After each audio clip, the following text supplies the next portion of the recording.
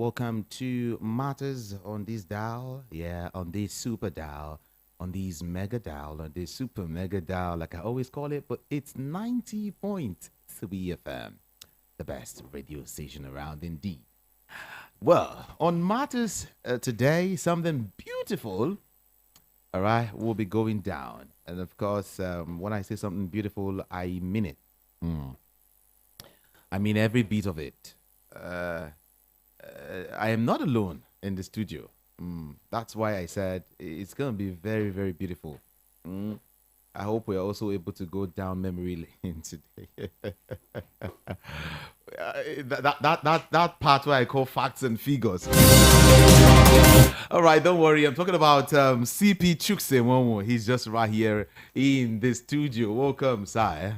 Thank you. Good afternoon to you and to the listeners. Yes. Good afternoon to you, sire. Okay, if you are just tuning in or if you're just joining us, I want you to know that you can join us via YouTube.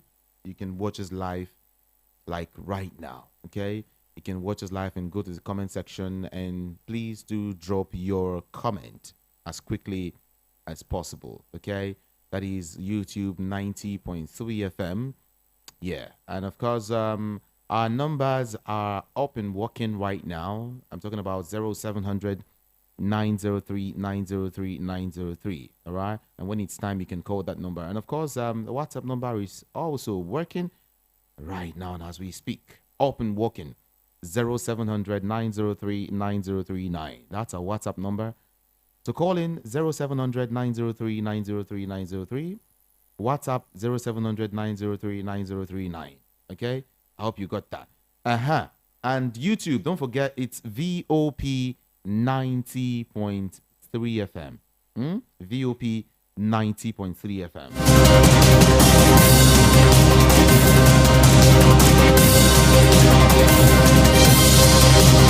All right, let me just let you into what is going to be happening this beautiful afternoon. You know, some of these issues we want to just touch on briefly. All right, okay, let me see if I can read it out quickly, and then before we set sail quickly this afternoon. All right, we will be looking at the fact that the Supreme Court, you know, has adjourned Nnamdi Kanu's case to September the 14th. You know, while some are saying, hey, that date is too far now. Come on, September the 14th? Why not next month? What's happening? Why? A whole lot of questions, by the way. But then we'll get to find out why it is like that.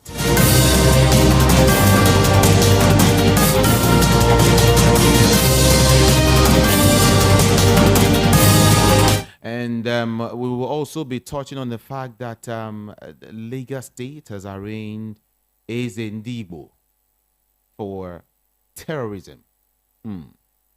That's like a big one for some people this afternoon. It's a big one. He has been arraigned for terrorism. And some persons are asking also, what has he done? Terrorism, you say? Whoa. Well, thank God the CP is here. He would help us understand what it is when someone is arraigned for terrorism. You know, before they say you are a terrorist, you know, those atrocities you might have committed. And we'll get to find out what are those things that one will do and he'll be termed a terrorist. We'll get to find out all of that too. Okay, the big one for today, Buhari seeks Senate's approval to spend $800 million palliative loan.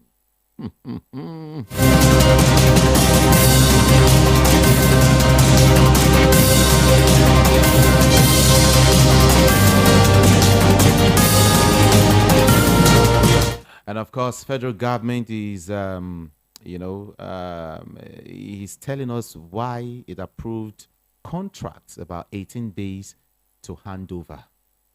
18 days to hand over. The federal government is telling us why it did that. You get to find out.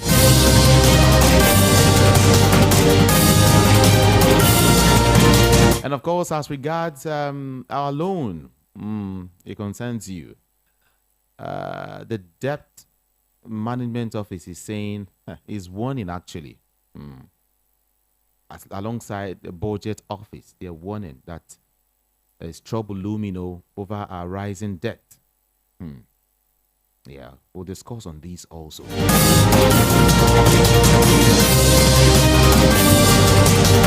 Then on the big story of the day where we will start this journey. Oh, before I hit that, let me also mention that the federal government says it has earmarked over 22 billion naira to feed inmates in the country. And to the big story today, we're looking at the fact that Lamidi Apapa, a member of the Labour Party, not just an ordinary member, is saying that Peter Obi's request is unconstitutional and that Tinubu must be sworn in. What is the request? You get to find out quickly. But let's go straight up into the matter this beautiful afternoon. Welcome. Don't forget, my name is Jude Ikami Jude.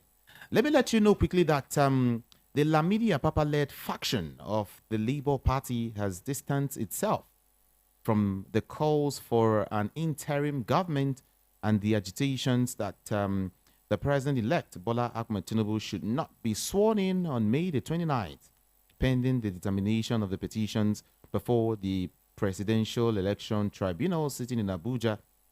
Well, the faction of the party noted that the swearing in of Tinubu may not have any impact on the ongoing legal tussle on the presidential election involving, their party, the Labour Party, the APC, and INEC. Well, Labour Party, in a statement made available to journalists in Abeokuta, the Ogun State capital, by the faction's spokesman Abayomi Arabambi, posited that the Electoral Act and the Constitution of Nigeria did not give room for a vacuum. So whether the president-elect is sworn in or not, there is right to remove him. There is right, to remove him legally if it is found out that he was not duly elected.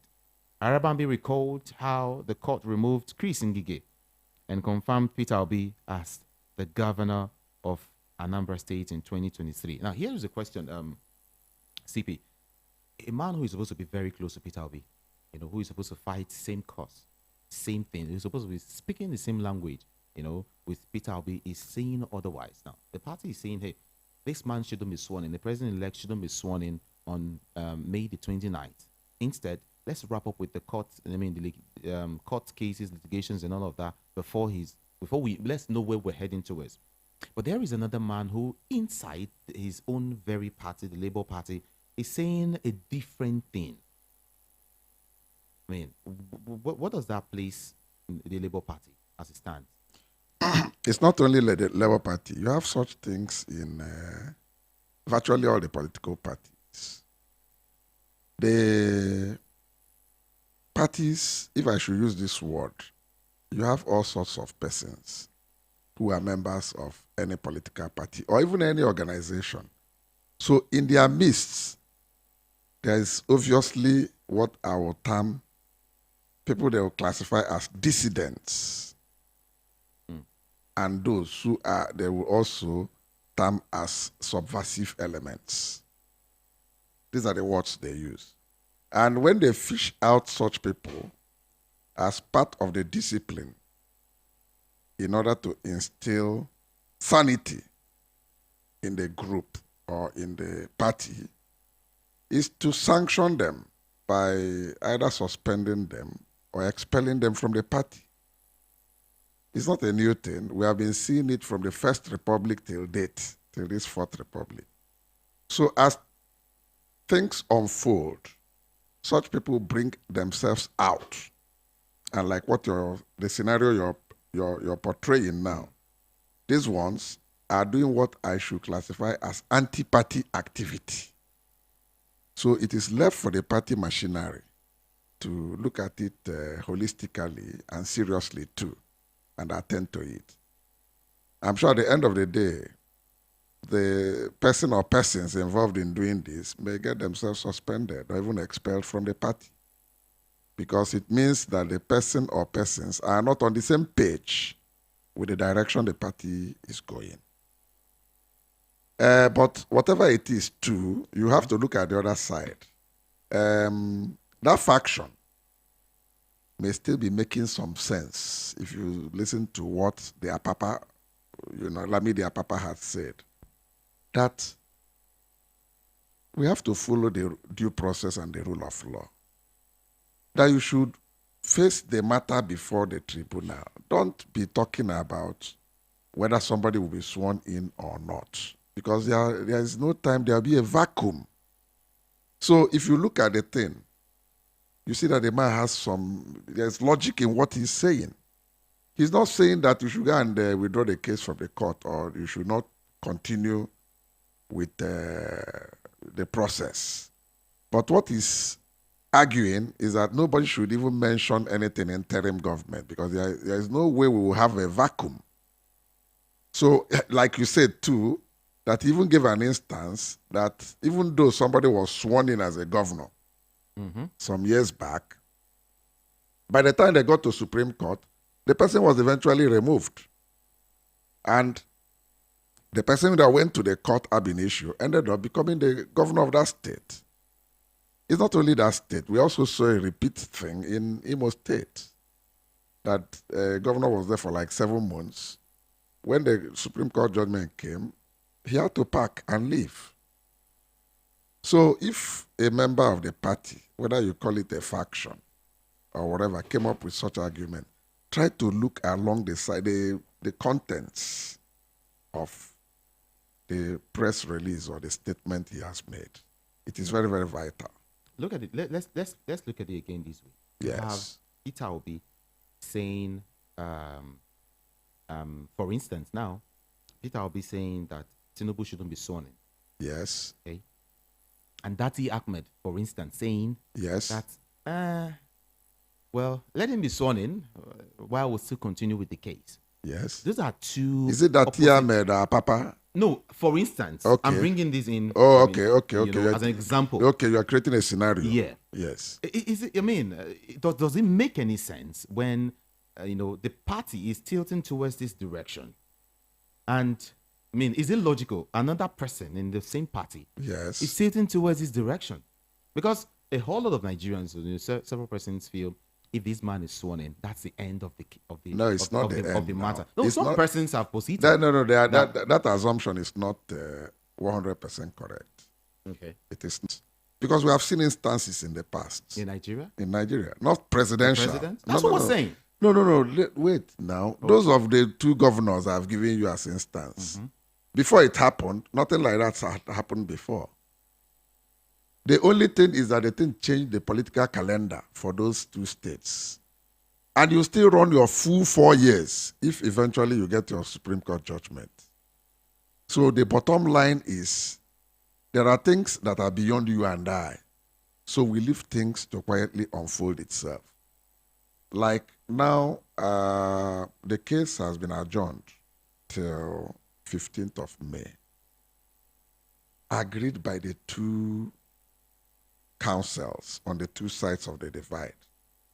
And from what one of the senior advocates was saying, it was for them to go back and remove all those technicalities that will, slow down the course of the case. And even Femi Falana also said, from what I saw, that you can conclude this whole thing within 10, 12 days if all those grammar of technicalities are not there. So why should anybody be scared? Do you understand what I'm saying? Then there's another scenario that may play out. If, for instance, maybe say by 25th, which is 10 days from that 15th, the judgment comes out from the Presidential Election Tribunal, and it favors the plaintiff. What do you think will happen? You think the defendant will just go to sleep and say, okay, I accept the thing 100%. Once he has window of that 21 days, he will also rush for appeal now. And if he goes on appeal, status quo remains. Status quo remains under the law. That means by that 29th, he still has his certificate of return. They'll go ahead and ask him to move in. So the thing will now continue at appeal level. So for the fact that you've gotten your judgment, maybe 25th of May, unless the man decides that he's no longer interested, which I don't foresee, because other party members will say, no, this is beyond you, you're only a candidate. We are the ones who got you there. We will not accept it. They'll go on appeal. Then appeal will take its own time. And you cannot tell us because of that, you are going to set up interim government. I don't think so. Maybe the legal pundits can punctuate this and argue further on that. But that's my own personal analysis. If we go back to what the DSS, Yes. said some weeks back, last month or 2 months ago now, Yes. when they said that that an interim government, some persons are actually planning to bring in an interim government. Who are those in Nigeria. persons? We don't know. Up until now. Let them bring out the persons and tell us how they are going to actualize that. Yes. You can't just come out and make plain statement without coming out with facts and figures. Here's where I'm going to. Go ahead. Do you see that still happening? I mean, we have a couple of days to go before May the 29th. Do you still feel that there is an underground plan somewhere to bring in an interim government? Who are the people doing the ground work? Which plan? What plan are we talking about? Who is heading the plan? Because such a plan cannot be clandestine. If it is clandestine, how are you going to manifest it? How are you going to carry it out? That area is not in the Constitution. So it's an aberration. And I don't foresee it coming up in any way. I don't think it will come up. So as far as I am concerned, anybody talking about that is figment of imagination. It's not going to materialize. How? There's nothing like that in the Constitution. So if you do that, that's an aberration. That's an interference. You understand what I'm saying? Mm-hmm. So the Constitution is very clear as far as the Electoral Act. If you are aggrieved by the outcome, go to court, which they have done now. Just follow the due process and exercise patience. Where you now cry blue and make a hell of noise and hues is when you have gone the whole hog, get to Supreme Court, and the judgment fails to favor one side, and it is manifestly obvious that certain areas, gray areas that need to have been touched or highlighted were not touched. That's where you can now begin to, shout and, make noise. But I don't say fight too, because when you look at what is happening in Sudan, nobody will pray to have anything like disruption of public order and peace, because you don't know who will be the victim at the end of the day. So we shouldn't even go in that direction. We shouldn't even encourage that. That is why I have seen there is a level of political maturity in Nigeria. Because if it were in those days of First and Second Republic, maybe some people would have been burning tires on the road, setting some houses ablaze, pursuing some perceived enemies and killing people because of what has happened. So the minor skirmishes we had was just around that election, and after that, the whole thing simmered down, So let us continue like that. And now, back to the issue of Lamidi Apapa. Yes. I want to strongly believe that, or probably let me put it out as a question. Do you see him working for a different political party? Do you see him working for someone else? Do you see him as a tool to destabilize the Labour Party, as it were?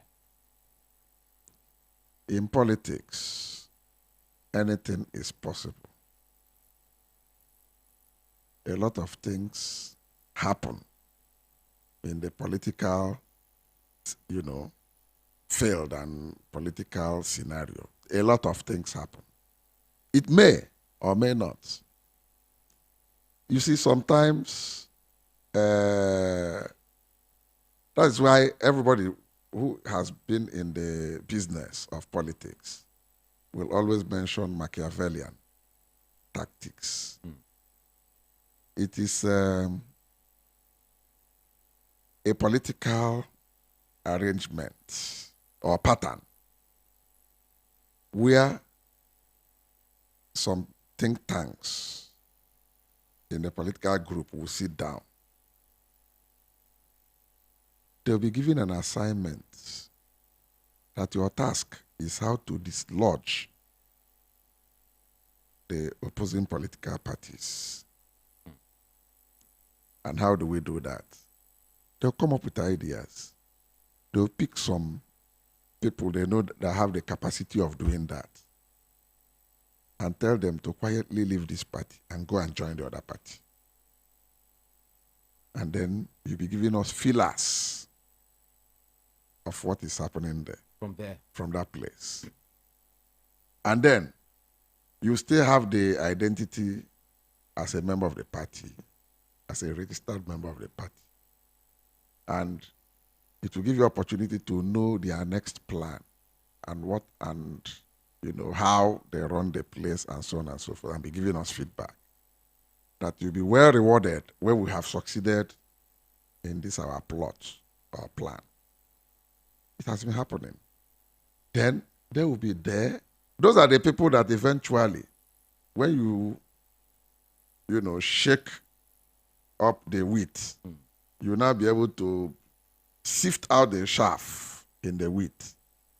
That chaff are those people you classify as dissidents in the party or people who work against the interest of the party.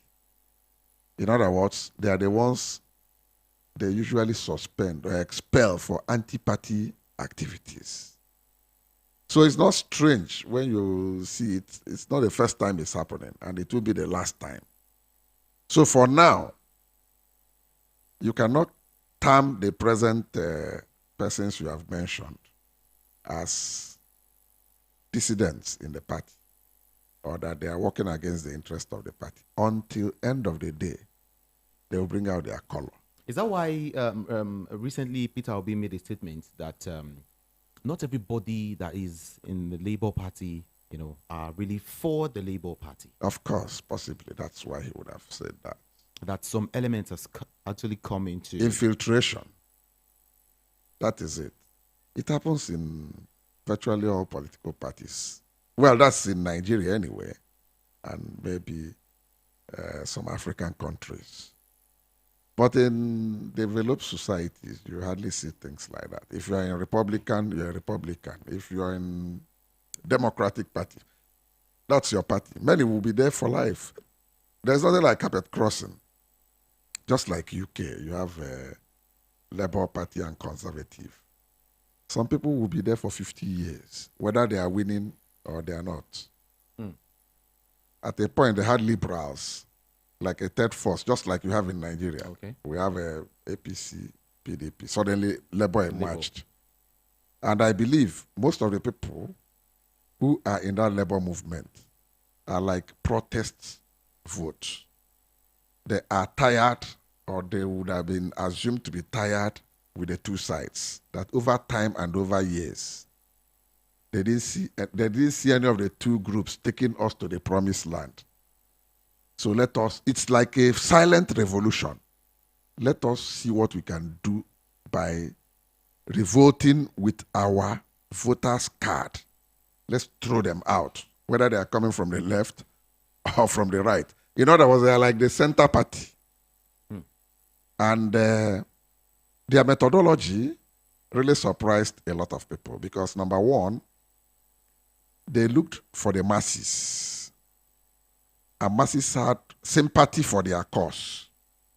Then they looked for the youth, the working class. The people that has been receiving so much heat, the unemployed and so on and so forth. That was a strategy. Then secondly, they say that either of these classes of the left or the right, the left wing or the right wing, that these ones have been the ruling class for only God knows, starting from even the First Republic.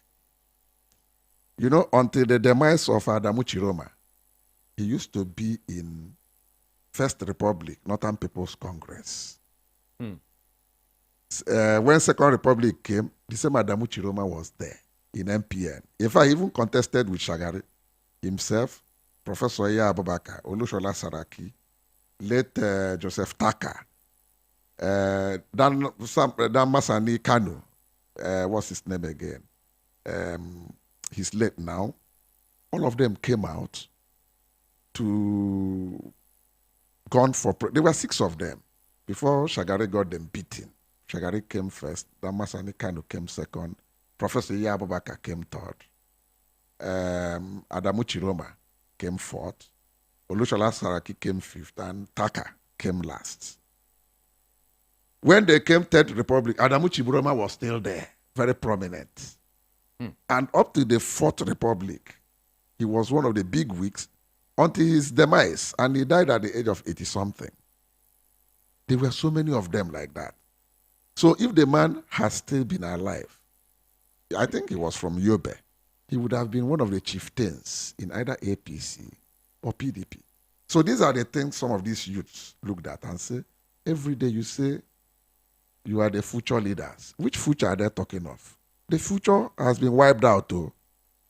We have to fight for ourselves. That was the driving force, the philosophy. And then people thought that without resources, they can't go anywhere. They said that resources is not the driving spirit. We don't give, we don't take. We will be, whatever little we have, we can contribute and fight our cause. And some people abroad, the diasporans, out of sympathy, began to support them, to send in funds so that they can meet up with their logistics. That was why they performed the way they did. At least from the results we saw, for them to get 12 states, including FCT Abuja, it's no mean feat.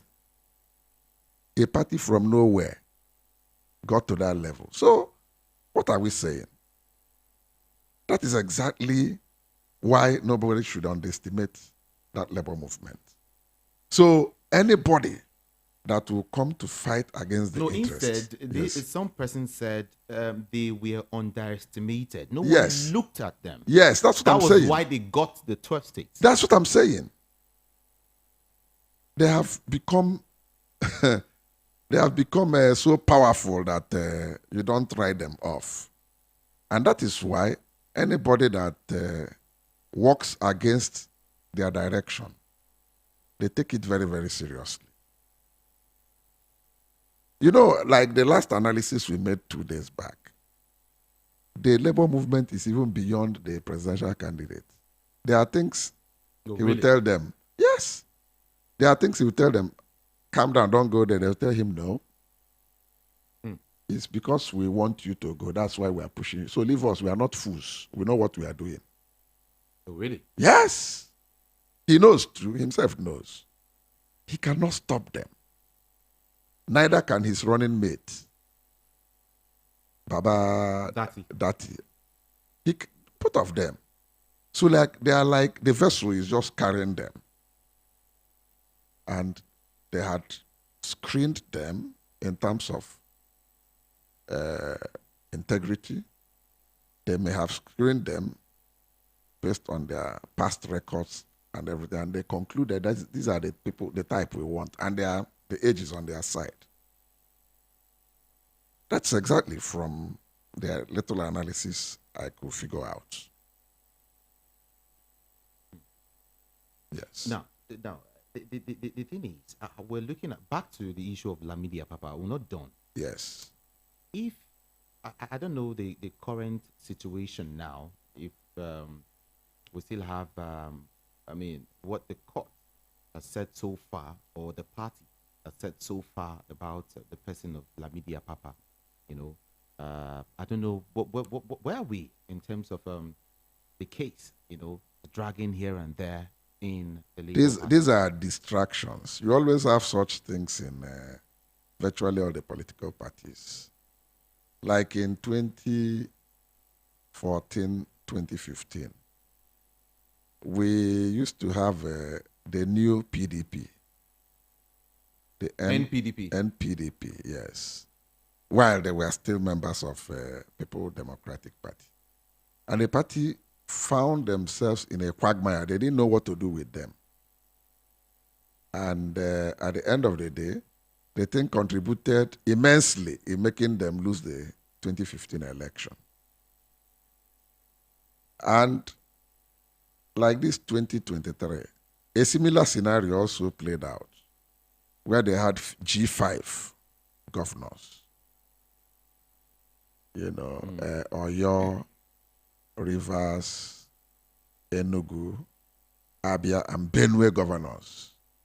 Their resentment and anger was that power ought to have shifted to the south, and the thing ended up in the north, which is against their principle of rotation. So that was their protests. And it went a long way to destabilize the party. CP, yes. Please help us understand this. Is the Labour Party, asking for a kind of a vacuum before 29th or after 29th? I'm trying to look at it, holistically. Is the party requesting or suggesting a kind of a vacuum or vacuum where? Wait, hold on. Asking the president to remain there. It's unconstitutional. The president can't stay beyond 4 years. That's his term. Okay, now, someone is saying that Tinubu shouldn't be sworn in. Okay. I mean, on May the 29th. Yes. Then what will happen if he is not, or if no one is sworn in? No, let's look at it, holistically. Let's look at the big picture. What is going to happen if this man is not sworn in on May the 29th? I'm just asking a question, a general question. Yes. Is it that the Labour Party is now asking for a kind of a vacuum? Let's hold on there. Okay, let the president stay there. Let him remain there, and what's going to happen? I'm just trying to look at it. Let me even, I know where you're going. And I know the fears of the opposition parties, the Labour and the PDP. They strongly believe that once the defendant ends up being sworn in, he will now use the power of incumbency to frustrate all the subsequent legal battles. In other words, he would look for a way to muzzle both the judiciary, the services in terms of defense and paramilitary and so on and so forth. That it will make it very difficult, if not impossible, for the plaintiffs to get judgment in their favor.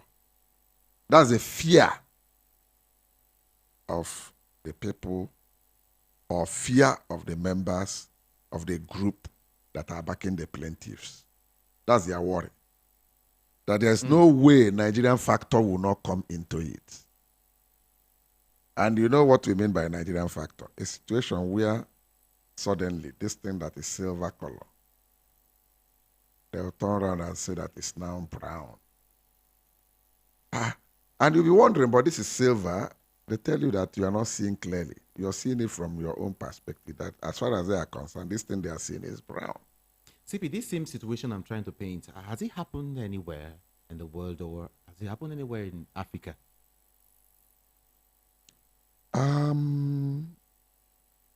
I think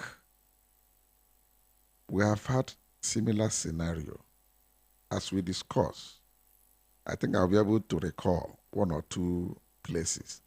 But the closest one was in Zimbabwe, when they wanted to push out Robert Mugabe. They used the military. But the military could not take over because the constitution didn't give room for that. There was that imbroglio for a duration, for a period of time, as if there was no government.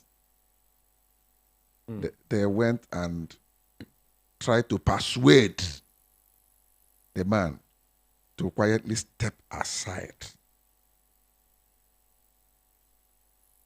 That's why I'm trying to say that in democratic setting, it's usually difficult.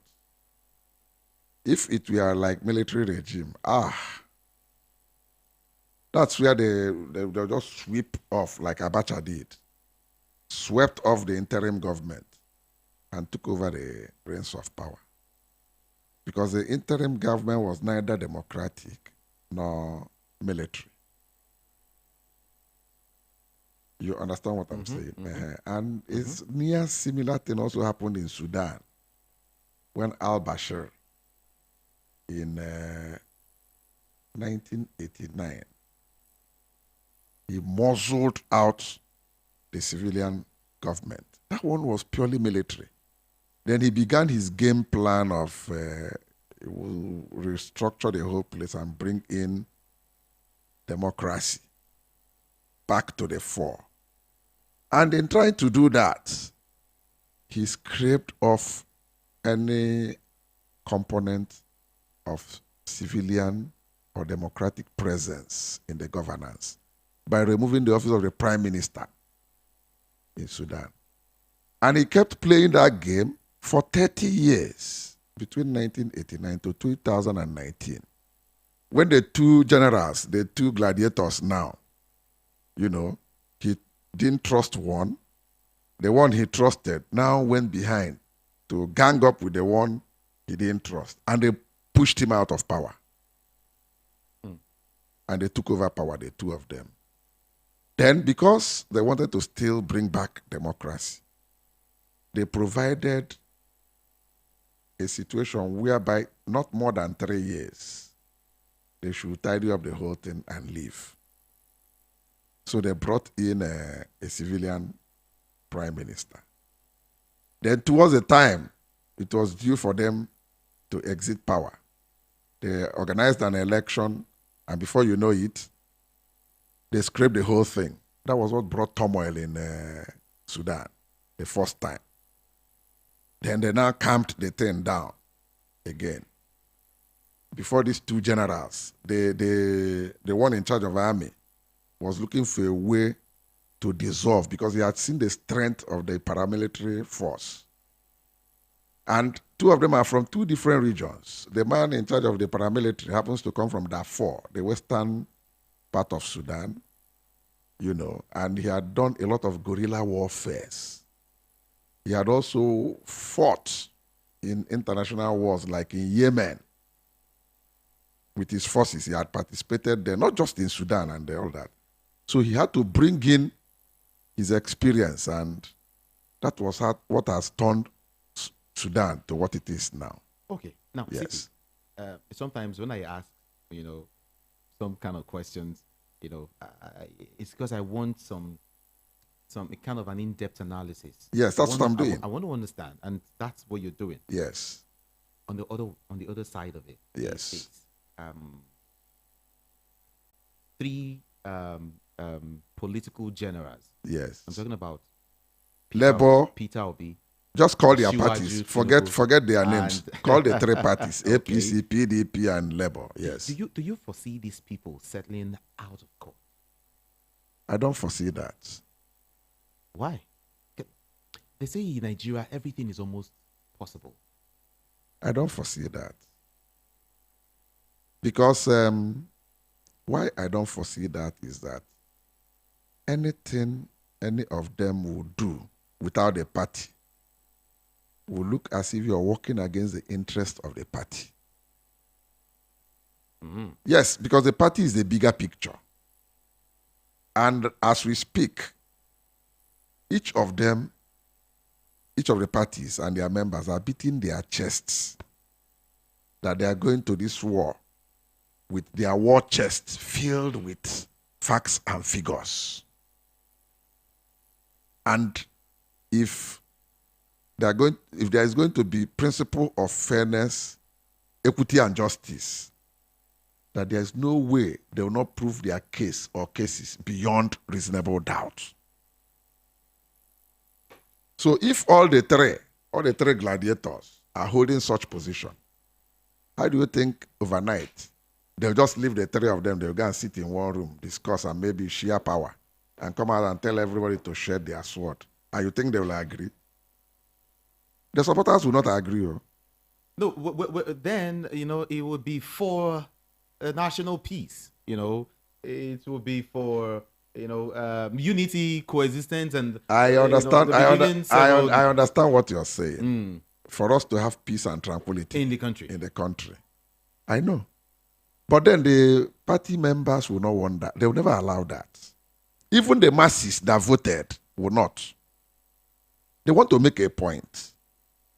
They want to be sure that having gone through a lot in terms of getting their PVC, and they were promised that their votes will count, and then suddenly they are coming up to see things different from what they thought and believed was the right thing, and you're telling them to forego. That means you're setting a dangerous precedence. That instead of that, let the team follow the full route of the law. And it is also a test case for any of the institutions that will go through this, especially the judiciary, because that's where the whole thing is resting. As we speak, the buck does not end on the table of the INEC. It is now before the judiciary. So we shouldn't preempt what the judiciary is doing. And we should not even go into analyzing what is going on in the court, because that will be sub judice. So let us. No. We're just. No, I'm giving you an example. I'm just giving you a larger picture. Okay. So let them continue, and let us see the thing at the end. In Nigeria, the outcome. In Nigeria, we want peace. Yes. We want unity. Yes. Especially amongst the major tribes. I know. All right. Yes. Considering what is happening currently. Yes. No, this one is beyond tribe, bro. Because if you say major tribe, what about the minorities? Are they not Nigerians? No, you know why I said the major tribes? Because it will be difficult for you to go pick someone from Benin. No, someone from Benin did not. No, but he didn't contest for election. We had three major candidates that contested. CP. But the candidates didn't contest as tribal heads or tribal lords. They were contested on basis of political parties. What I'm saying is this. Yes. It will be difficult in Nigeria. See, I want us to be very plain. Let me be frank with you. Anybody bringing in tribalism or religion or regionalism is not being very fair to the whole scenario. Because the people that did their voting did not vote on tribal and religious line. CP, I really don't want us to stretch this. Yes. But if you want to go if you want to toe that path, yes, maybe I should come in from here. Yes. Why is it difficult for someone who is not Hausa, who is not Yoruba, who is not Igbo? Why is it always difficult for someone who is not from this tribe to rule Nigeria? If you're not from these three major, tribes, then forget about presidency. Aside that, the Igbos have been saying it is our turn to at least rule the country. And still some persons are still saying, hey, you guys are not serious. In fact, from, unconfirmed report, has it that once Tinubu is done with his 4 years, power will go back. Not for 8 years, if he's able to. No, let's talk about 4. Yes. The power will go back to the south. To the north. Of course, that's north south. It's north. It's south. So yes. It goes like that. Yes. Igbo, Hausa, Yoruba, Hausa, Yoruba. It goes like that, right? Things don't work that way. That's what I'm saying. That's what I said. Even when Goodluck Jonathan was the president of Nigeria, yes, a whole lot of persons said he got there just because by accident. Okay. Because his Yaradua died. Okay. And so that will not happen again. Yes. Well, let me go back to, because of this area you have just raised, let me go back to what the old PDP that was in charge, the package they had. I was in government. I was not a politician. I was not in any political party, but we are following the trend. The Southwest, because of what happened to MKO, the entire PDP there considered for Southwest to take the 8 years. They started with 4 years so that the thing can go round.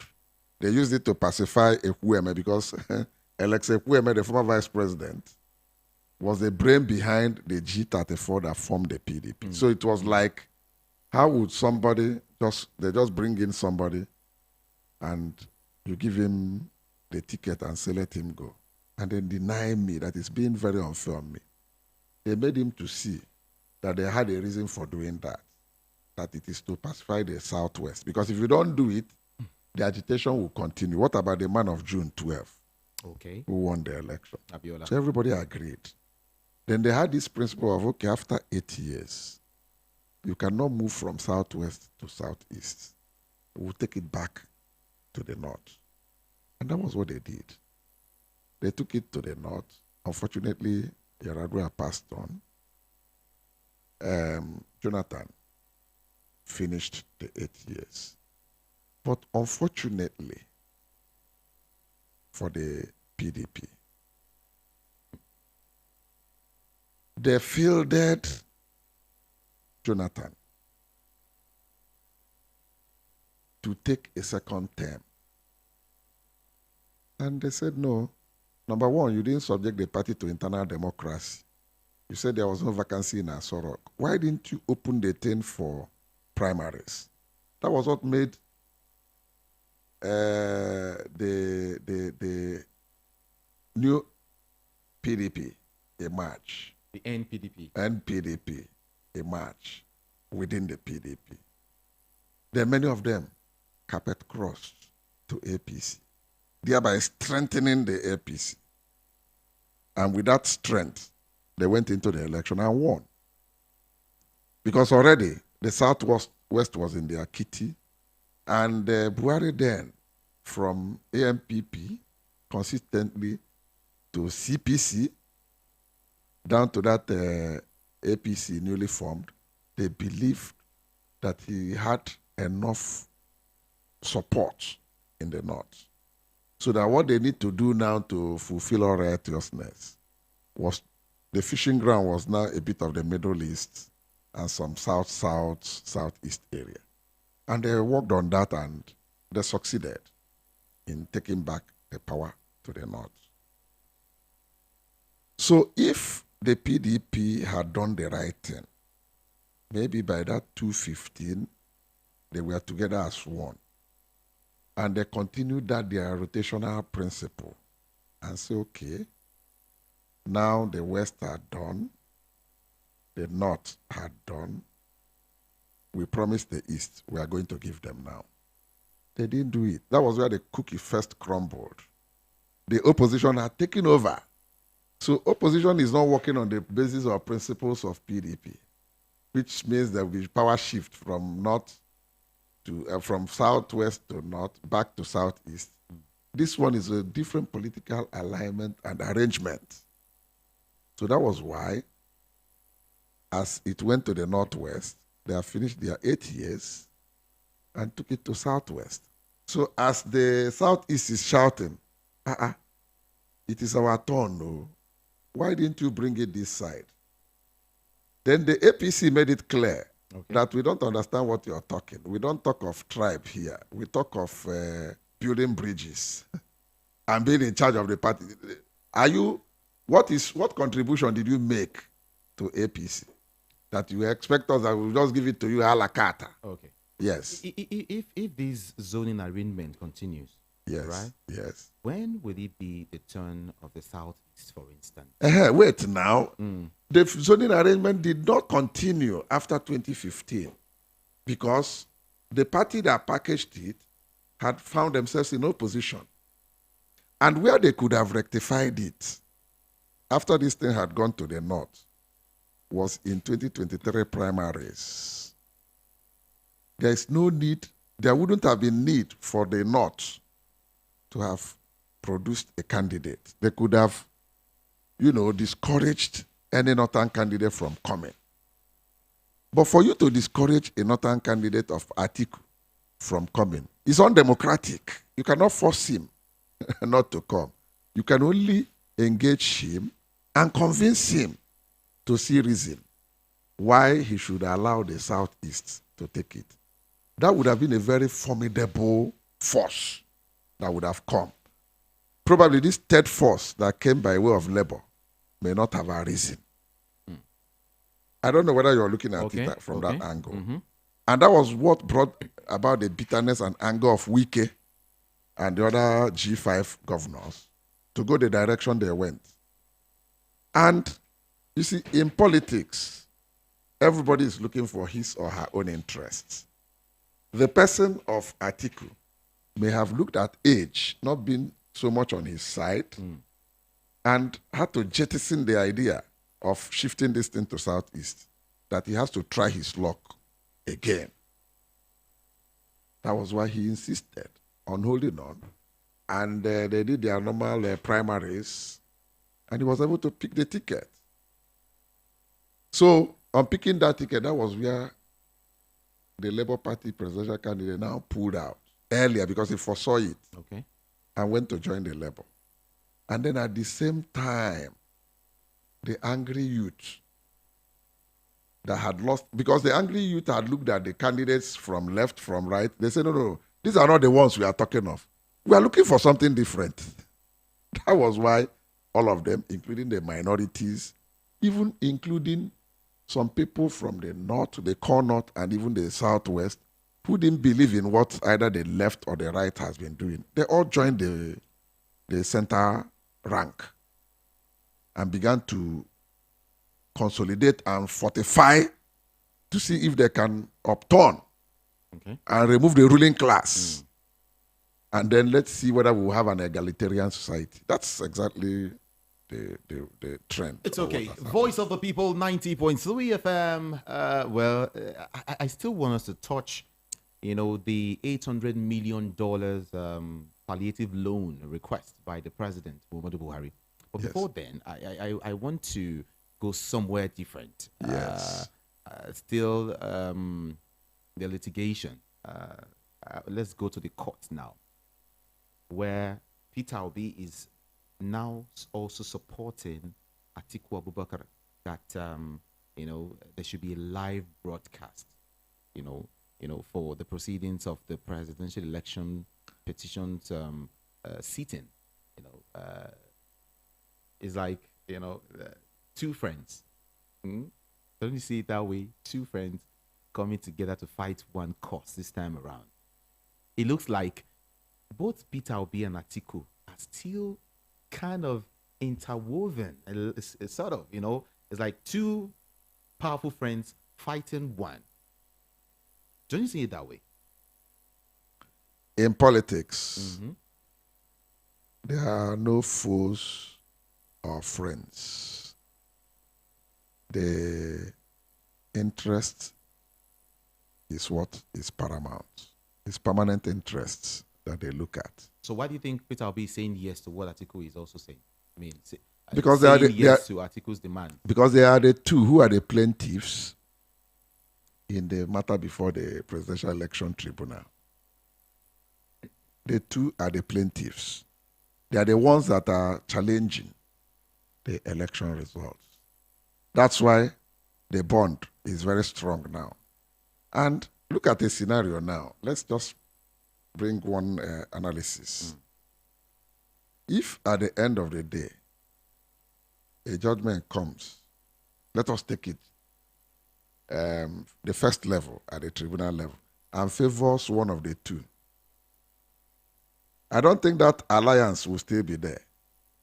Because immediately, the one that would have lost sees the thing as not being fair and decides to go to appeal. You see that alliance will scatter because the other one who was not favored will run to join the defendant to go and fight against the person that the judgment has favored. Okay. Are you not seeing that scenario again? So the bottom line is, at the end of the day, let them get to the apex court and know who the apex court will declare. Yes. Well, I have here addressing newsmen after yesterday's proceeding. Counsel to Obi, Levi Zoku, said it had become imperative to have the proceedings covered live so that Nigerians will have first-hand information on what goes on in the court.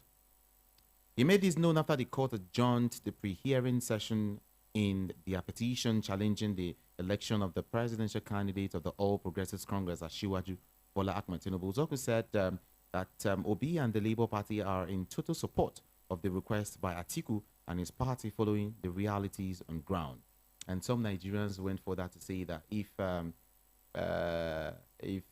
INEC did not allow for, a transmission, how do they call that again?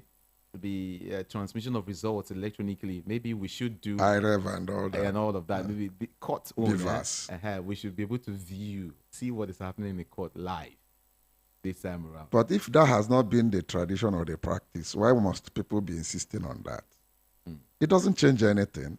Oh, you think so? Of course. For you to watch what is going on live, what will it change?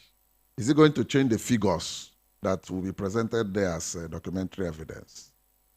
It won't change anything. So let the masses relax their mind. So what are you asking for? Are you saying the court shouldn't grant that request? If they grant, so be it. If they don't, nobody has anything to lose. Both the gladiators or the litigants and we, who are the larger public, who are also interested in what is going on there. What we will be interested in is, at the end of the day, what is the judgment going to be like? And on what grounds did they come up with this type of judgment? That's where Nigerians should focus their attention on, and not on the modus operandi of how the court does its things. That's not important. It's not relevant. After all, the lawyers are there on both sides. And it's not just one lawyer. There are a team of lawyers of not less than, each side is parading nothing less than 20 to 30 sound lawyers, both sons and, sound sons, and even experienced, very seasoned attorneys are there. Yes. So there's nothing you would do. So what you're saying is that it doesn't really matter. It doesn't really matter. We have confidence in the system until and unless the contrary is proven by the type of judgment they will reel out. That's what the whole Nigerians are watching out for. All right. This is Voice of the People, and we are 90.3 FM. Check your time is 3 minutes after 2 p.m. It's been beautiful with the former commissioner of police, just right here in the studio. My name is Jude, Ikami Jude. And hey, before I get to open a whole lot of issues to touch on, actually, but before I get to open up the studio lines, CP, I don't know, this might be shocking. It might come as a shock to you. I don't know. Maybe nothing comes to me as a shock. A shock. Nothing shocks me. Okay, but then let's see if it won't shock you. No, it won't. The President Muhammadu Buhari, has asked the Senate to approve a fresh loan request of about $800 million from the World Bank, despite the outcry that has greeted the move. The World Bank facility, government said, is aimed at providing succor to the poorest of the poor upon removal of the petrol subsidy that is slated to come into force 2 days after Buhari's exit.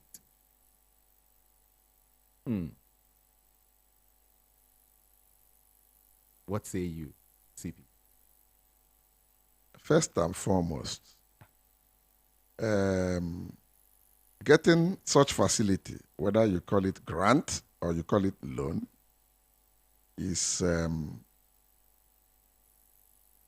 thing that, as it comes, there's a process on how such funds will be disbursed. And government is a continuum. So if they had followed the due process, The poorest of the poor. wait, Please, I want you to talk. we are coming, Okay, we are okay, coming, we are coming. Okay. The government is a continuum.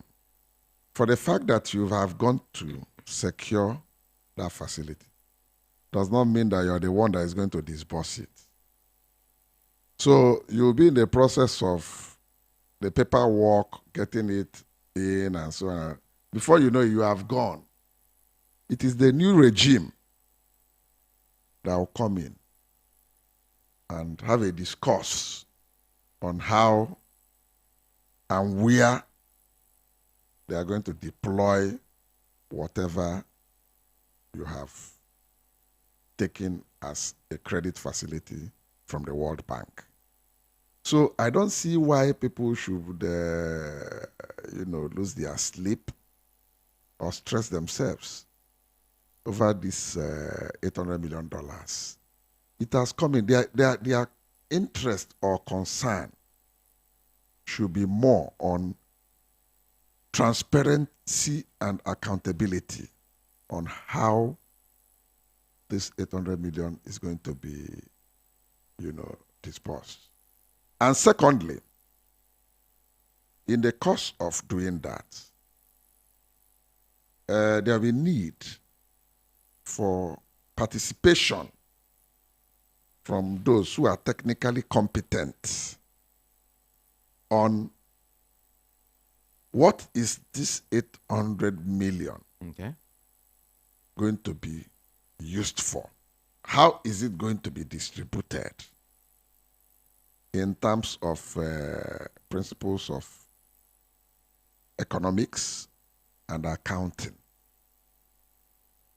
What you have planned that you're using it for, that the World Bank has given it to you, is that what you're going to use it for? Or are you trying to divert the funds for some other purposes that it is not meant for? Where am I going? If you bring in loan of $800 million, you don't change the goalpost in the middle of the match.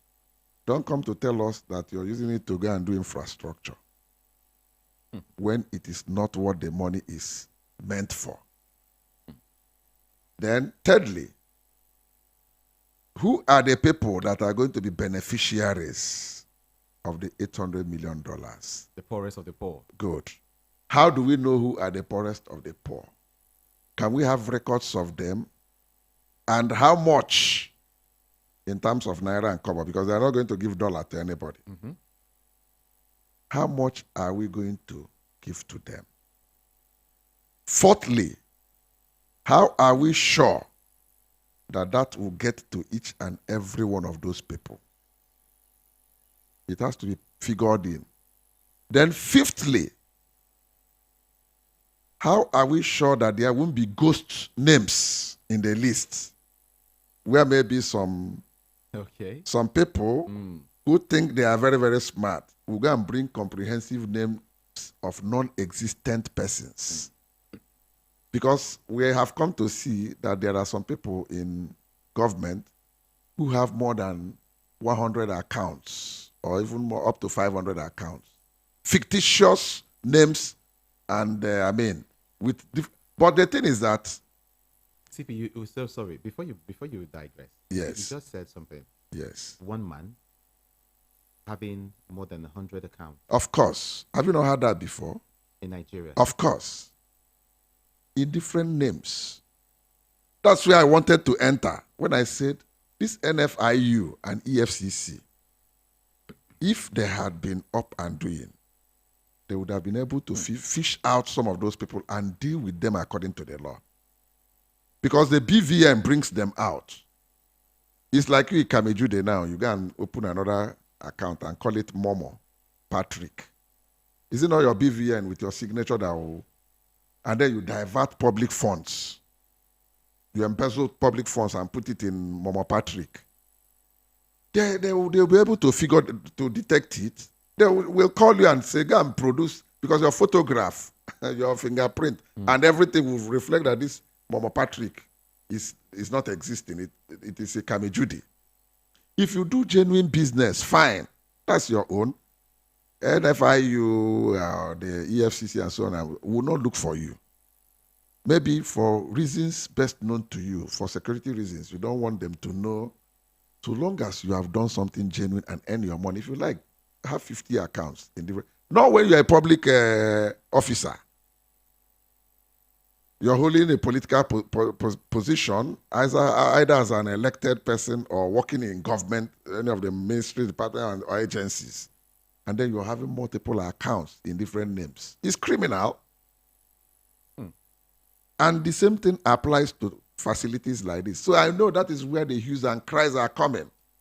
How are we sure that some people are not trying to use this as settlement as they are exiting government? But it is still premature for them to raise such hues and cries. They shouldn't bother themselves. The most important thing is for them to emphasize, okay, bring it. Give us the template you're going to use to break down this thing. Who and who? How do you even compile the list of the poorest of the poor? I wanted to even bring in method of disbursement. Yes. To these poorest of the poor. Yes.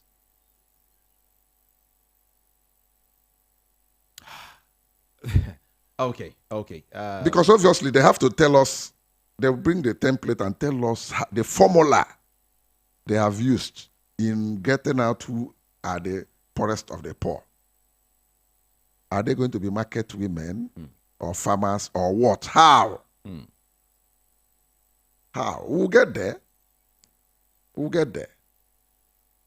I would also want to bring in the fact, or mention this quickly, the fact that the federal government has said that the sum of 22.44 billion was a mark to feed inmates in all custodial centers across the country. 22.44 billion. Yes, for what? Was used. Yes. Was marked, rather, to feed inmates in all custodial centers in the country. 22.44 billion. And I think I have spoken with I've had several discussions with some inmates recently, and they're like, if you see what we eat. Are you telling me? In the correctional services centers? I'm telling you. It's nothing to write home about. Nigeria has a long way to go. 22.44 billion naira. I'm marveled. Well, let me be frank with you. Okay. That money is a far cry from what will feed the inmates for a period of time. I don't think that 22 point something billion will comfortably feed them for 6 months. If we talk of feeding the inmates. That is truly feeding these people. That's what I'm saying. That's what I'm saying. But the question is, who and who are going to, who will belt the cat? CP. Who and who will follow to be sure that the money is put to use where it is supposed to go? If you say you're bringing 1,000 bags of rice, who will be sure that 1,000 bags of millet, rice, and so on has been purchased for that purpose? That is one. Who will be there to be sure that the one that will go to Kuje, the one that will go to Kirikiri, the one that will go to Bini, the one that will go to Calabar has gone there? And then having distributed it on that sharing formula, how are we sure that lorries will not divert them before they get to Calabar, Bini, or Auchi, or whatever, or Enugu? Or even when it's on the way? Yes, on the way. Okay, let us say that it has reached there intact. How are we sure that lorry load will enter the kitchen? Wow. Before you know it, 2/3 has disappeared, has grown wings to find itself inside area market or Bete or Oba market in Benin. That's why I say we have a very long way to go. It's not the issue of budgeting. Yes, budgeting. But how does it get to the destination? Is there no way we can have internal mechanism that will monitor these things and be giving reports on a kind of chain? Give reports that this thing has reached here people will certify, yes, it has reached here, until it gets to the final destination and that is warehoused in the store of those centers, those correctional centers. And then be sure that those people are properly fed. You can come and begin to tell us that you have slaughtered 500 cows, when in the end, not up to 20 cows would have been slaughtered. The other ones, only God knows. The money has found itself in different direction. I think I would want to also read out these. Okay. Now, speaking at a 2-day conference on the Congestion and Corrections Administration in Abuja on Thursday, the Permanent Secretary, Ministry of Interior, Shaub Belgore, said that the amount was due to the congestion of the custodial centers. He called for the reform of the service and custodial center for the smooth rehabilitation of inmates.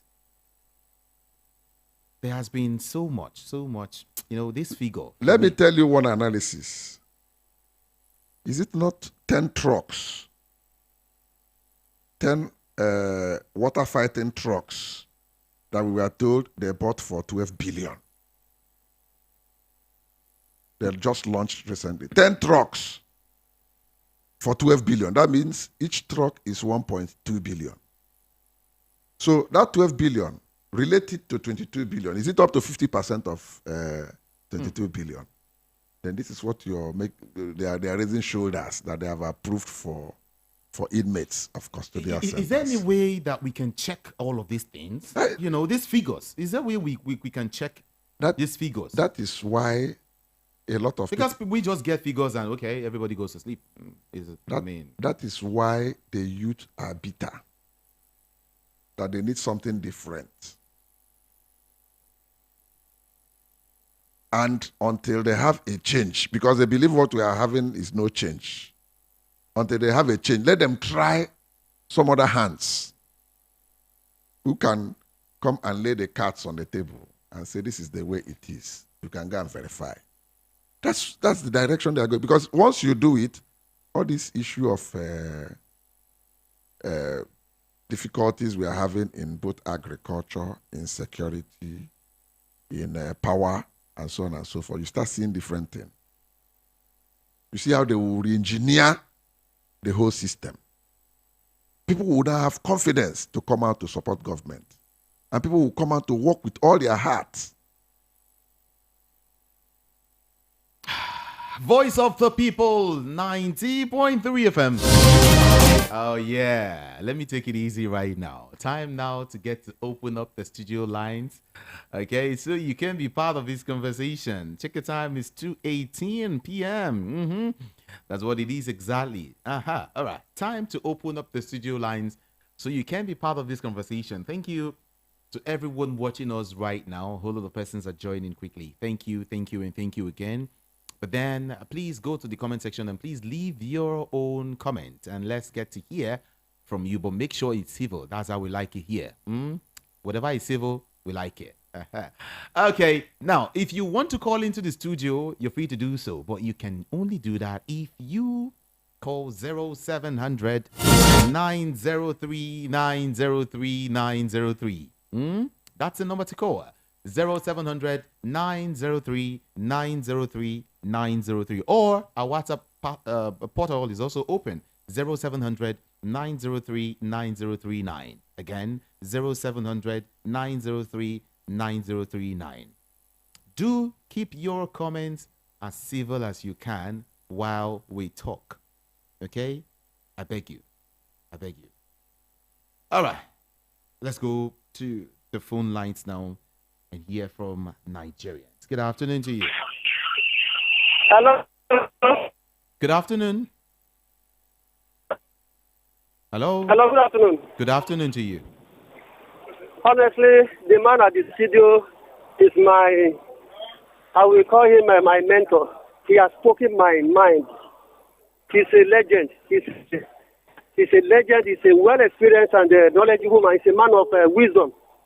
I really praise him. He spoke 1,000,000 times of my mind. And I just got to appreciate him. God bless you. Thank you. Thank you very much. Thank you so for very that much. compliment.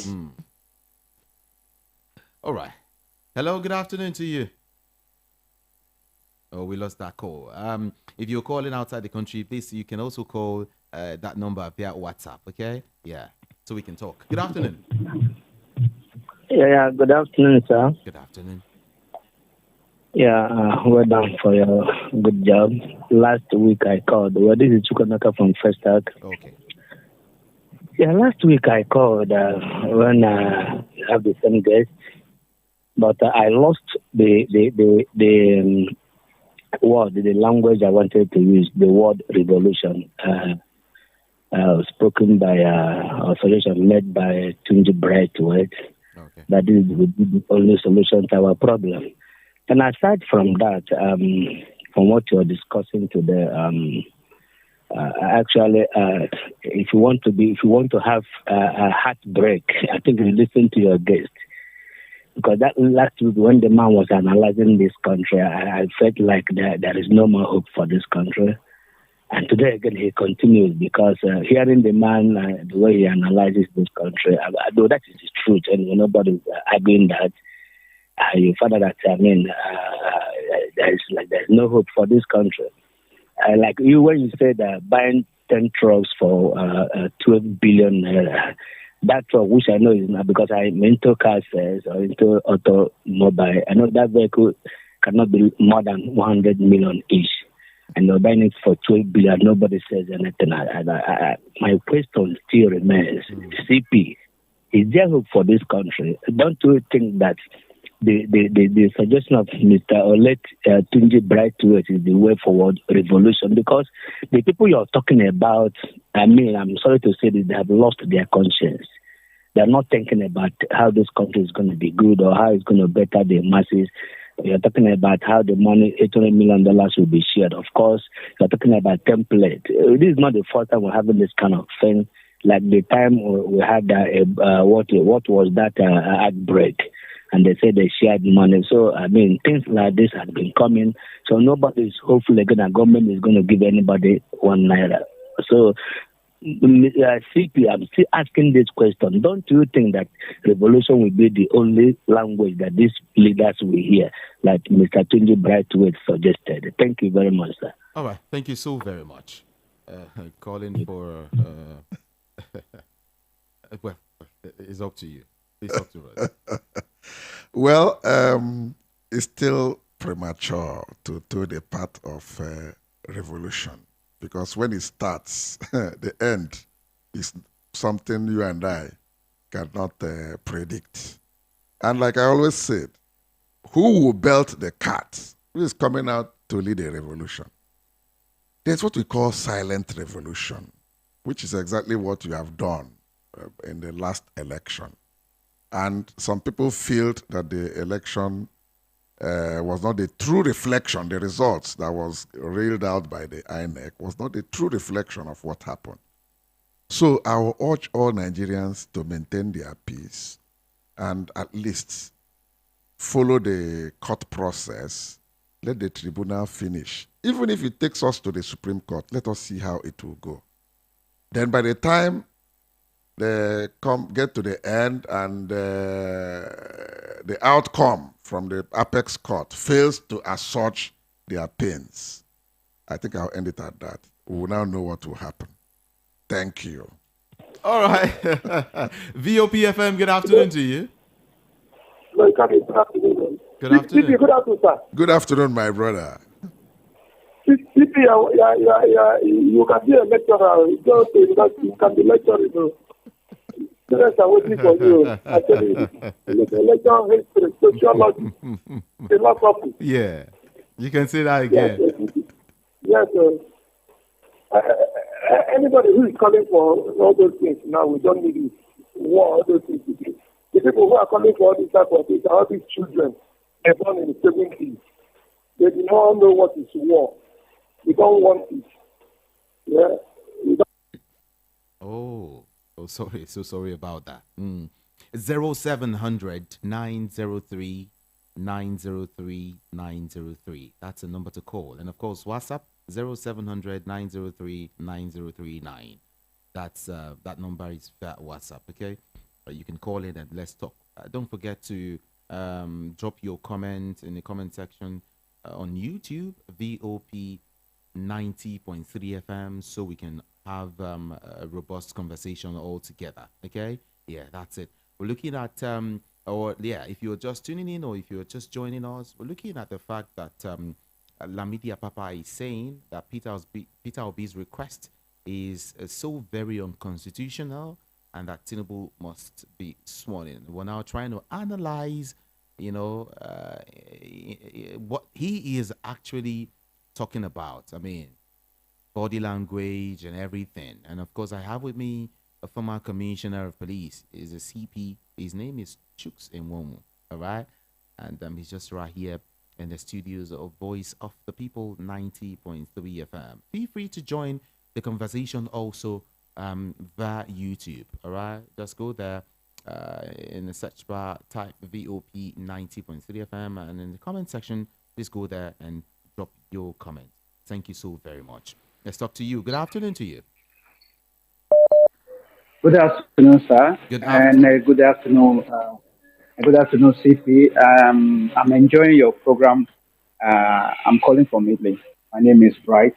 Welcome, Bright. I just have, a question for the audience because I am I'm towards my 50s now, and I've left Nigeria for almost 20 years.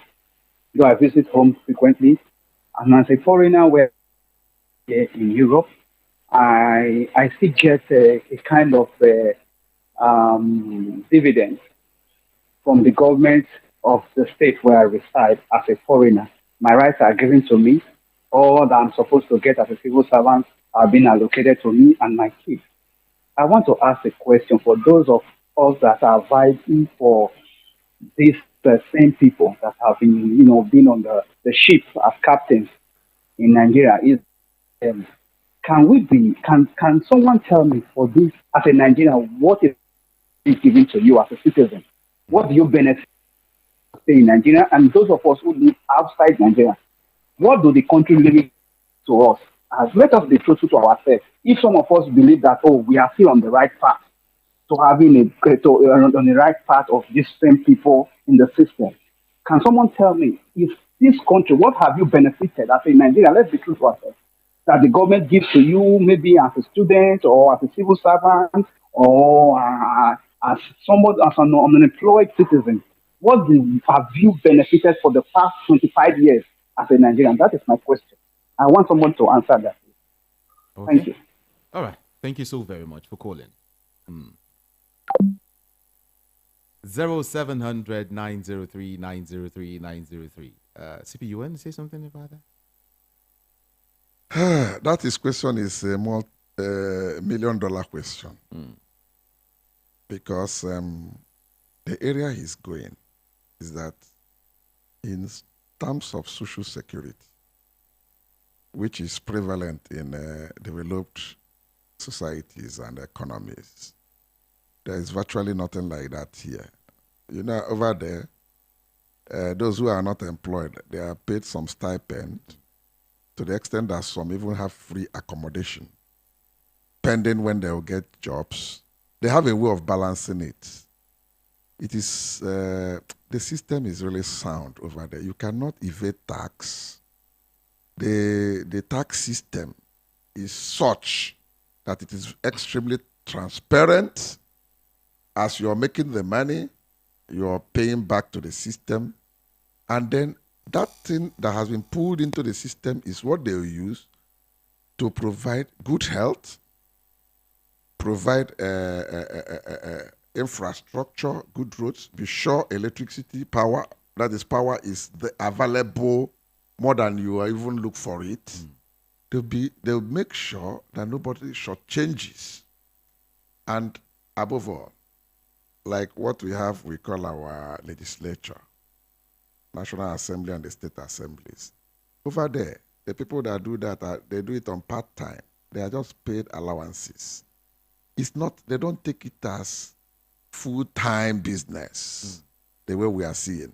You see somebody that is just with empty pocket tomorrow after doing 4 years, whether in the state or National Assembly, he becomes a multi-millionaire, if not a billionaire. Then you'll be wondering, how much is he paid? Then it turns down to the activities of what goes on within the legislature. That's the direction the man is going. So at the end of the day, you ask yourself, the good old days when we even had military regime and down to the Second Republic, students were paid bursaries. Oh, yeah. Yes, does such things exist? Food that was served, like when I was in the university, was subsidized substantially. We used to eat with meal ticket 3 times daily. Very nutritious. Good food. Good food. Balanced diet. Are those things still there? Those were the times lecturers who apply for car loans they are given. They'll go to Leventis or go to is it Allen Motors, or go to Mandela's and so on and so forth. And they'll pick out the tear rubber, and government will gradually be taking their money. Before you know it, he has finished paying. Those arrangements, where have they gone? And how did we get here? How did we get there? And most of the industries gradually were just capitulating, collapsing. Some who could not continue had to migrate. Like the Dunlop, they moved to Ghana. Before you know it, Michelin, they had left. Where is Volkswagen of Nigeria today? What is Peugeot Automobiles, PAN? What are they doing? I mean, those assemblies were there those days, bringing complete knockdown parts, CKP, and assemble vehicles, which was cheaper. And a lot of other components were done by local manufacturing companies. Where are those things? Okay, the ones that are even rearing their heads, like innocent motor vehicles, how far have we gone in encouraging them in the local production? So we can go on and on and on. That question he asked, if we begin to analyze it, we won't leave this studio today. All right. Let's see. Let's get back to the phone lines right now. Some calls coming in, but let's see if we can. Okay, we also have some messages.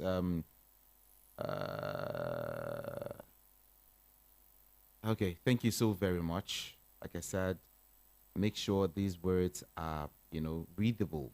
Okay, please, what's his name? Dayo. Just make it brief. I beg you. Okay. It's quite lengthy. Please.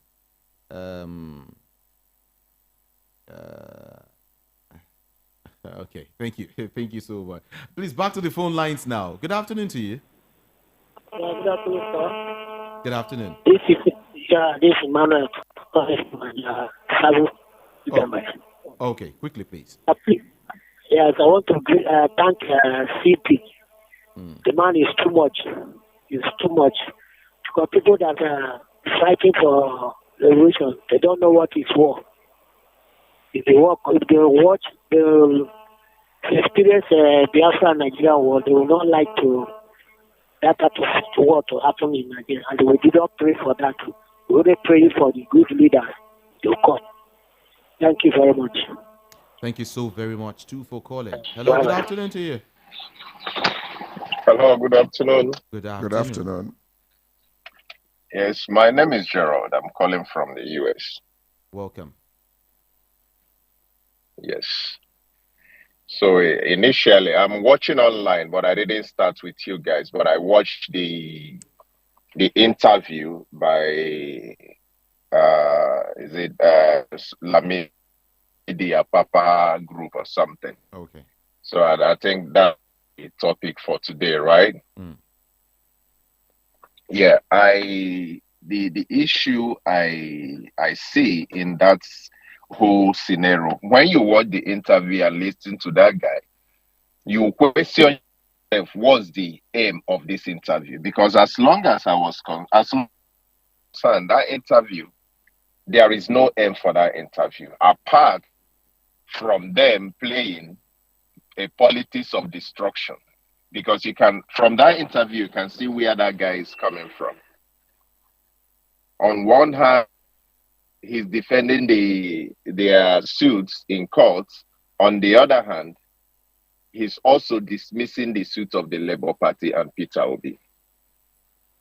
So that's the kind of politics we play in Nigeria. That's the kind of people they use to destroy the mandate of the people.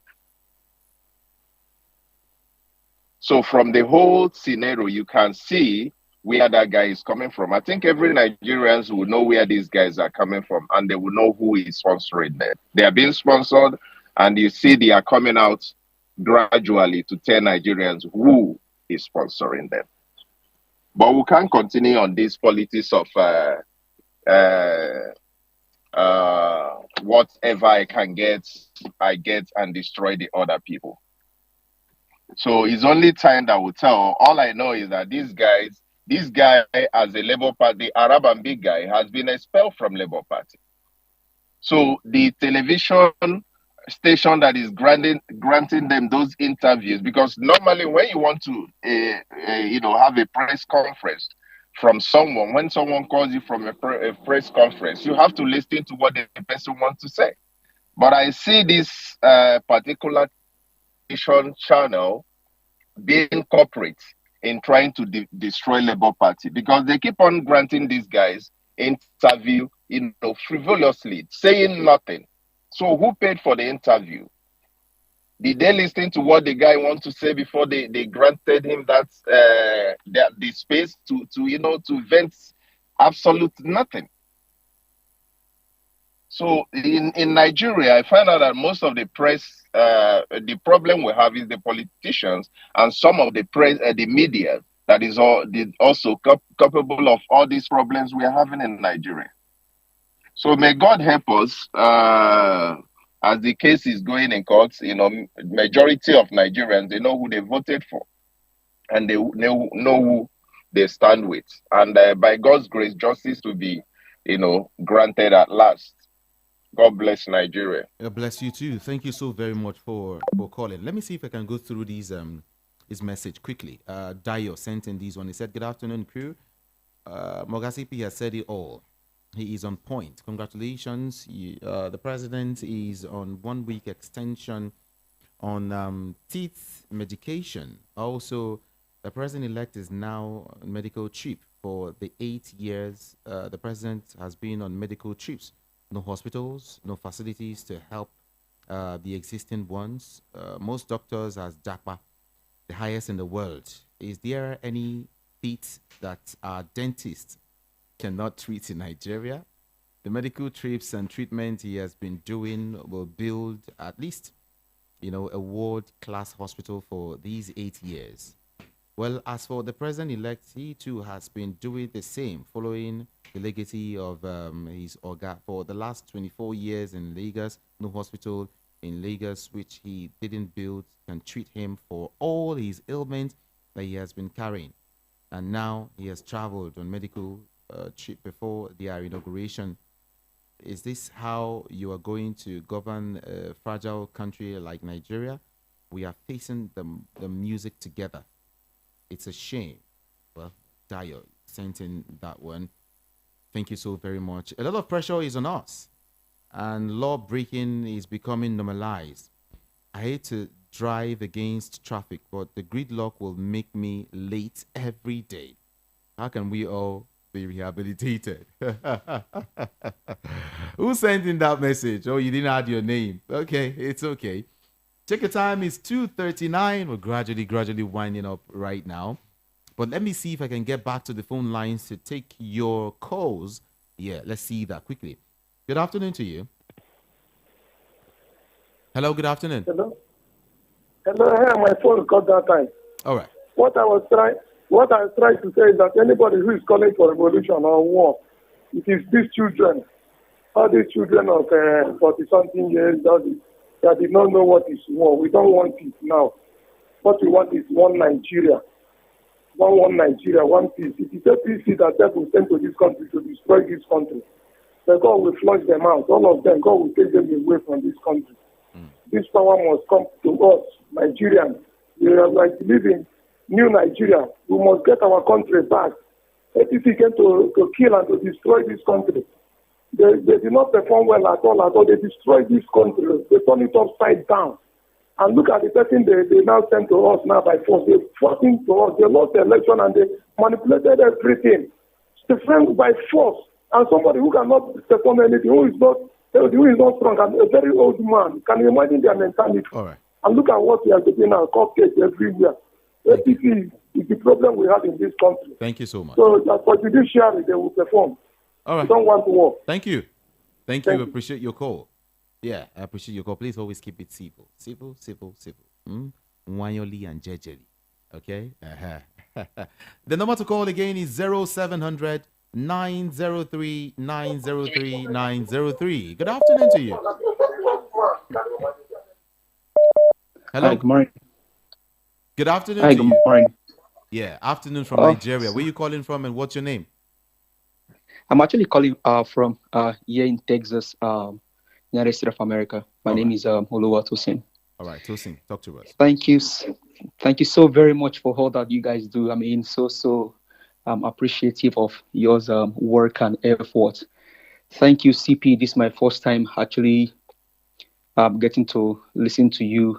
And like the first caller, I think, said, or the second caller, that you spoke with wisdom, you spoke with so much integrity, so much accuracy, and about the Nigerian state. Thank you. But can we shy away from the fact that, I don't want to use a negative word on the country because it's still my country, even though I live here in the United States. Some of us can decide not to come back to Nigeria, but you see people even from the diaspora clamoring for a change in the country because we've been able to see changes all over the world. We live in the postmodern world, 21st century, and then we are still going through all of this shenanigans in Nigeria. Don't you think, I mean, for the likes of Apapa that came to the studio today, I think it should not be given maybe even mileage to even speak because it doesn't stand for the truth. It doesn't stand for the conscience of the people. Now, as this whole thing is going, don't you think it's high time for Nigerians to take the bull by the horn and say this is when this whole thing had to stop? Because they've turned the youth into non-producing enterprise. Our youth should be our strength. But today, the government that should take care of its people has destroyed the youth. So don't you think there is high time for Nigerians all over the world to stand and say now is when we need to get it? Because this is a stolen mandate.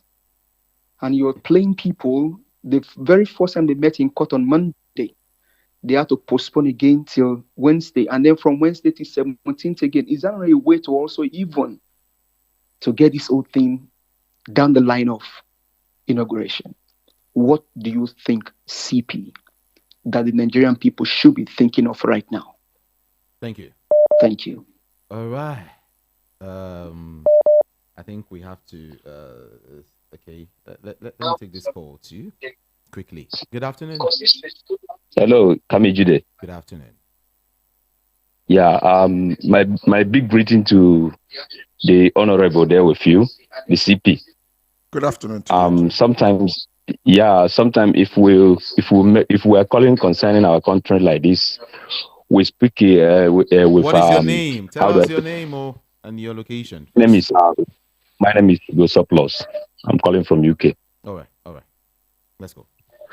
So sometimes we are speaking concerning Nigeria. It's a lot of things comes in mind, and we only say a particular thing at a given time. The president and the president-elect, they have actually traveled to their maternal homes. These people are laughing at us. Do you know that as I'm talking to you now, that even where I'm working, that a lot of them are. Hello. All right. Do you know that my colleagues in office, they are traveling in their numbers? and they are heading to Africa. And each and every time you ask them, where are you going to? They will say, we are going to Egypt. We are going to Morocco. I say, why not Nigeria? They will say, no, no, no, no, no, no. So, you understand? So, as I'm talking to you now, this is summer all over the UK, and the people are migrating in their numbers. And they are not coming to Nigeria for any reason. And they will ask them, they will give you a lot of reasons why they will not come to Nigeria.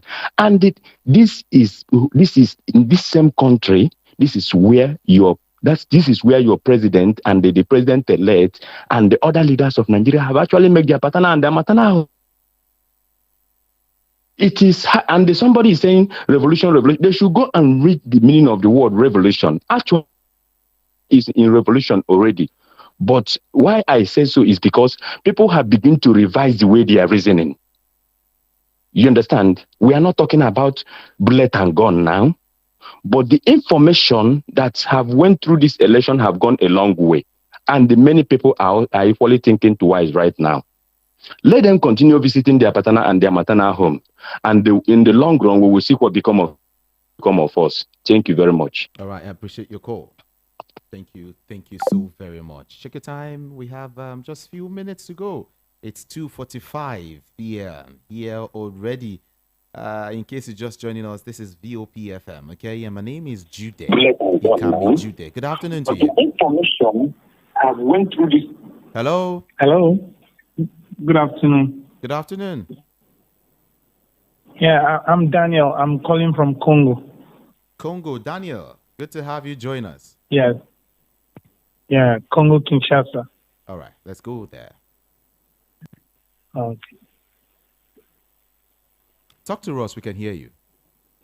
Oh, okay. Thank you very much. All right. It's good to see you again. Actually, I'm a first-time caller, and we that are living outside, we work ourselves out just as we build the country, and all we return is a joke. So it's so painful. It's painful to see all this happening in our country. It's a simple something. How can you waste a lot of money, invest, and call people to come for an election, and everybody gets interested, and after the election, then you fraudulently destroy everything? Millions of billions of naira that has been spent for those machines and everything. If you know you are not going to conduct an election and people have to go to tribunal and waste everybody's time instead of the judges to face some critical matters, they have to go for tribunal matter every day and wasting our money and wasting all the country. It's so painful because as I'm seeing right now, Nigerian name is great. They see us as unserious people, they call us criminals, they label us with all sorts of things. But I can tell you, the most creative and most intelligent, hardworking people you can find on the surface of the earth are Nigerians.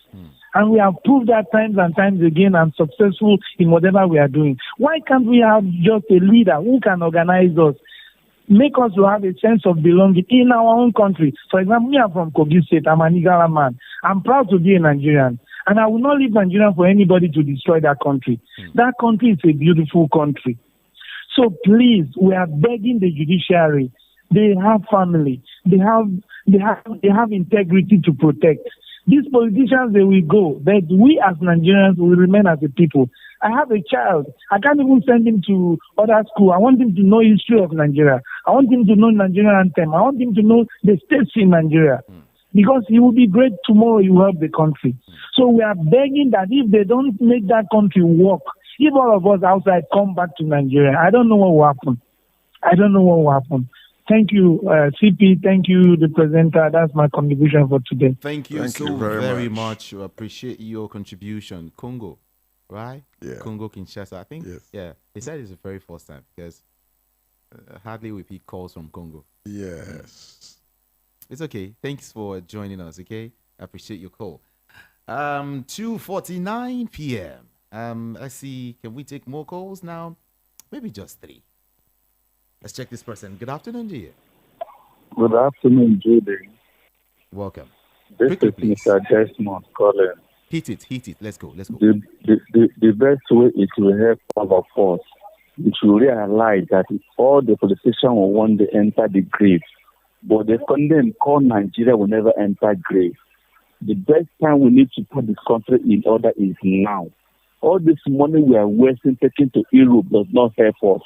Let's put this country in a place where all of us will be happy, moving one another in a peaceful manner. Enough of it. We need to develop this nation. We need to do it. And now is the only time we need to do it. May the Lord help us. Amen. Thank you so very much. Can we take two more before we run this afternoon? A whole lot of comments on YouTube right now, but well, let me see. I might not be able to take all of these comments actually. Maybe we do this again. Let's just leave it there for now.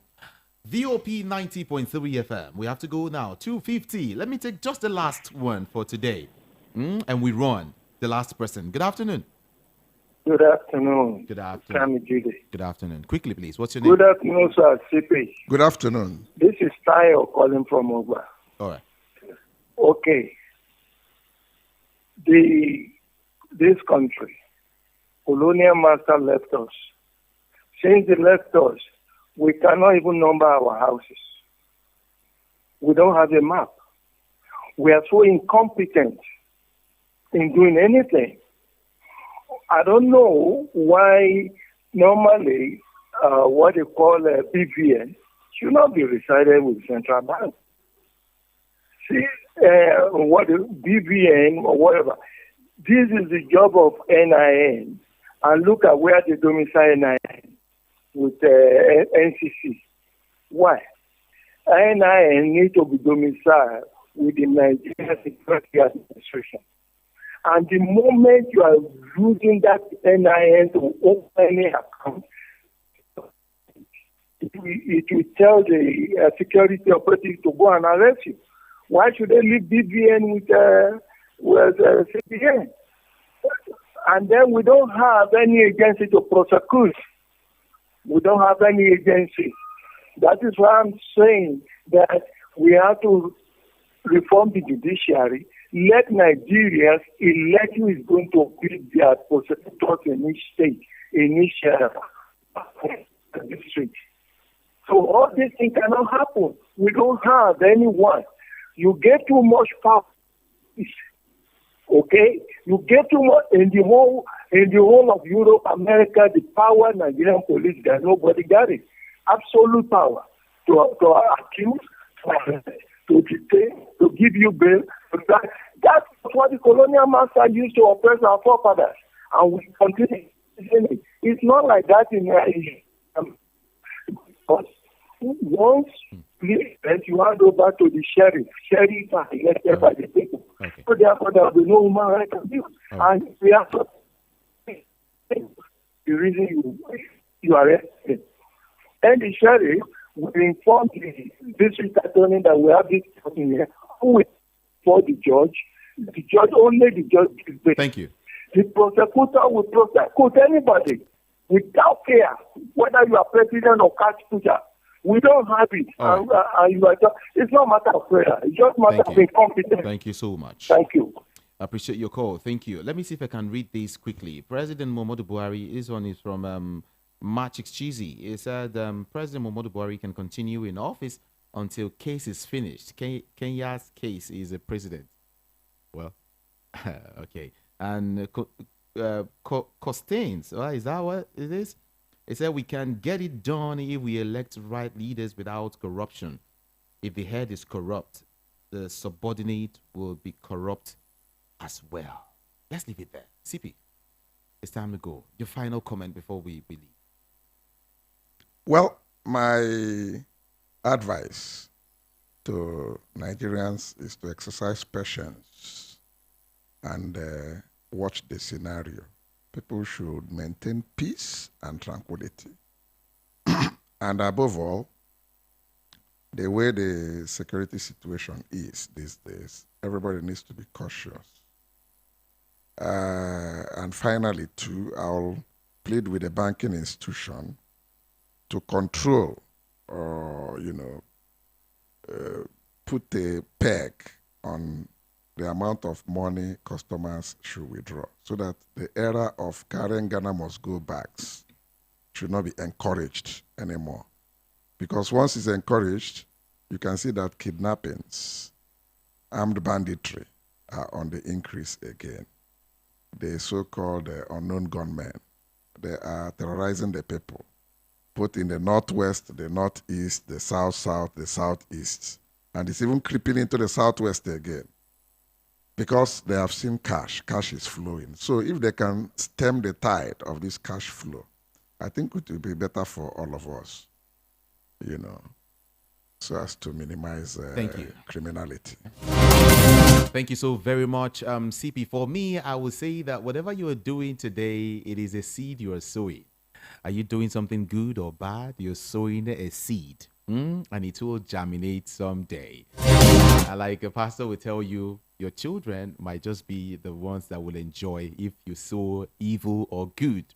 So mind what you do today. My name is Jude Ikami Jude. On Instagram, Ikami Jude. Facebook, Ikami Jude. It's spelled IKAMIJUDEH.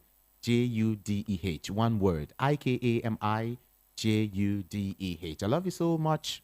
So very much. I want to say thank you again. For all your calls, your comments, your everything. I say thank you. I'm out of here. My job here is done for today. Thank you, CP, for coming to. Thank you very much. Good afternoon to you, and have a beautiful day. But do well to follow VOP also, okay? And all of our social media platforms. VOP 90.3 FM. Good afternoon.